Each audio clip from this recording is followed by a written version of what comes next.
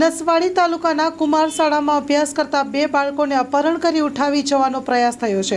બાળકો અપહરણકર્તાઓના હાથમાંથી છટકીને પ્રાથમિક શાળાએ પહોંચીને શાળાના શિક્ષકને સમગ્ર હકીકત જણાવતા શાળાના આચાર્યએ તાત્કાલિક પોલીસને જાણ કરી હતી। ત્યારે નસવાડીમાં બાળકો ઉઠાવવાની ગેંગ સક્રિય થતા વાલીઓમાં ભય ફેલાયો છે। Story report by Rafiq Makrani, Chhota Udepur.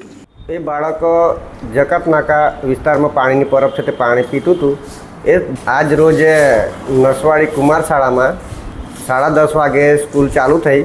એના પછી બાળકો જે સ્કૂલમાં આવ્યા એની અંદર એવી ઘટના બની કે ભીલ વિશાલ રાજેશ બાળક રતનપુર ગામેથી આવે છે। તો એ બાળક જકાત નાકા વિસ્તારમાં પાણીની પરબ છે તે પાણી પીતું હતું। એ દરમિયાન કોઈક અજાણ્યા શખ્સો વાન લઈને આવ્યા અને એ વાનમાંથી હાથ કાઢીને બારણું ખોલીને બાળકને ખેંચતા હતા, પણ મગર બાળક છટકી ગયું અને સ્કૂલે આવતો રહ્યો। અને બીજો કિસ્સો પણ એવો પાલસરનો એક છોકરો છે, પ્રિયાંશુ રાઠવા કરીને, એ બાળકને એ જ જકાત નાકાની ચોકડી પર આવતો હતો, તો કોઈક બીજી વાન આવીને એને પણ ખેંચતી હતી। આવી ઘટના કુમાર શાળાના બાળકો જોડે થઈ। એ ગંભીર બાબત છે અને આ બાબતની સમગ્ર જાણ અમે પોલીસ સ્ટેશનમાં કરી છે।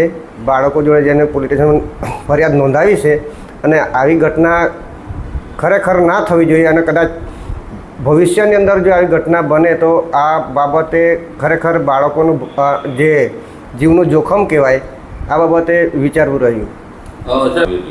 બાળકો સ્કૂલમાં આવ્યા અને બાળકો ગભરાઈ ગયા હતા। એટલે બાળકો એવું કહેતા કે સાહેબ અચાનક જ માસ્ક પહેરીને એ શખ્સો આવ્યા હતા। માસ્ક હતું, એમનું મોઢું કોઈક ઓળખાય એવું નહોતું અને વાનમાં બેસીને હતા। વાનના દરવાજો ખોલીને એમના પર ડાયરેક્ટ વાનમાં બેસાડવા માટે ખેંચાખેંચ કરતા હતા। મગર મોટા 8મા ધોરણના બાળકો હતા એટલા માટે થોડુંક આમ તેમ કરીને છટકી ગયા બાળકો।